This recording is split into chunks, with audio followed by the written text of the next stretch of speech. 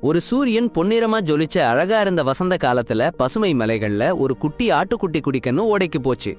காத்து ரொம்ப இனிமையா இருந்துச்சு. அது குதூகலமா தண்ணி ஓரமா குதிச்சு குதிச்சு ஆடிட்டு இருந்துச்சு. ஆனா அருகிலேயே ஆபத்து ஒளிஞ்சி இருந்ததுன்னு அதுக்கு தெரியல. மரங்கள் நிழல்ல ஒரு பசிபிடிச்ச ஓநாய் அந்த ஆட்டுக்குட்டிய பார்த்துட்டு இருந்துச்சு. அதோட கண்கள் பசியால ஜொலிச்சிச்சு.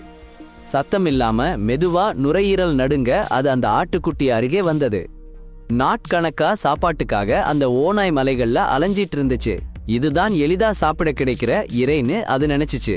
ஓநாய் ஒரு பாறைய பின்னால இருந்து தோன்றுச்சு. ஆட்டுக்குட்டியோட வழி அடைச்சிச்சு. ஆட்டுக்குட்டி அதிர்ச்சியோடு பார்த்துச்சு. அதோட இதயம் பயத்தால அடிச்சுச்சு.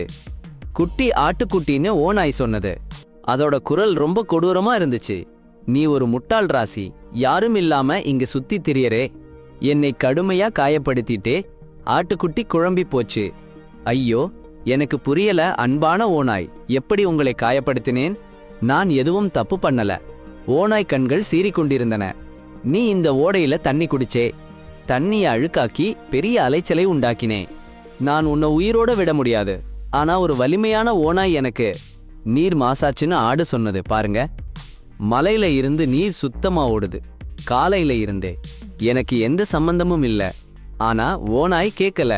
அவனுக்கு சாப்பிடணும். ஏதாவது சாக்கு போதும் அவனோட கொடுமை ஆசைய நிறைவேற்ற. நீ என்னை ஏமாத்தரே ஓநாய் கர்ஜிச்சுச்சே பல்காட்டி.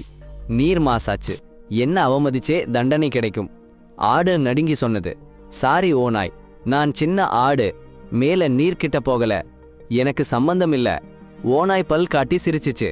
சண்டை பண்ணாலும் எனக்கு தெரியும், நீதான் காரணம், வேற வழி இல்ல. அப்படியே ஓநாய் ஆட்டை பாய்ஞ்சு தின்னுச்சு. அவனோட பசி எல்லாத்தையும் அழிச்சிச்சு. புள்ளி. ஆடு சொன்னதை கேட்கல. ஓநாய் சாப்பிட்டுட்டது. எவ்வளவு சொன்னாலும் ஓநாய் முடிவு பண்ணிட்டது. அவனுக்கு பேச விருப்பம் இல்ல.